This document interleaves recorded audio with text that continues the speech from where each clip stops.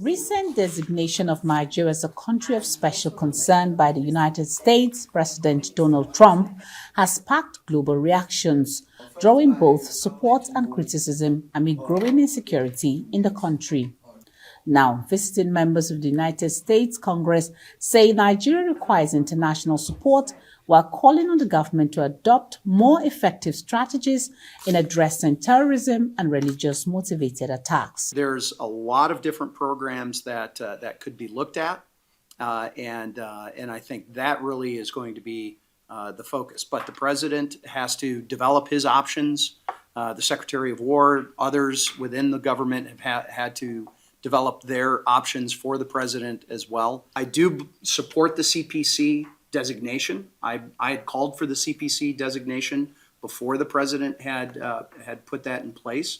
Again, I view it as a tool and as a way of motivating the Nigerian government to take seriously violence, and I've said this both publicly and privately, both in Washington, D.C. and here in this trip.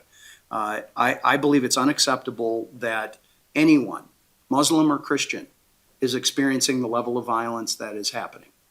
The lawmakers shared their observations during the meeting, with some urging Nigeria's National Assembly to initiate robust debate capable of producing lasting solutions.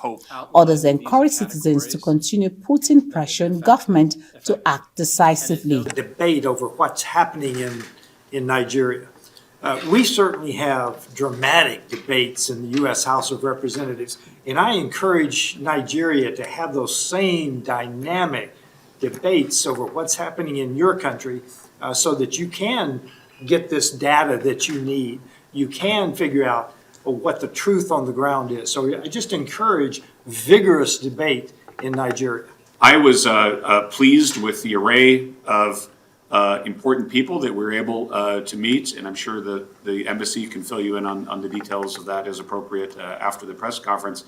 But the array, and that there was an acknowledgement of gratitude towards President Trump and the United States for elevating this issue. It was seen as a positive, and that there was a recognition that it's a serious issue and that there needs to be a concerted effort from within Nigeria to deal with this issue. But we have shoes on the ground, and I think there's a case to be made for more shoes, more focus and resources on the challenges that this democracy is facing, because we want to be helpful.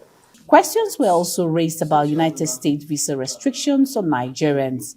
In response, the U.S. ambassador to Nigeria says the measures are strictly for border security purposes and do not signal a withdrawal of relations with Nigeria. U.S. borders and protect American communities and citizens. And that requires making sure that we have a credible source of information here in Nigeria when we make visa decisions. The presidential proclamation that you're referring to goes into effect on January 1st. It does outline the visa categories that will be affected, and it notes that certain exceptions do exist, and that certain visa categories can still be issued, such as official visas, diplomatic visas, visas for those going to do religious work.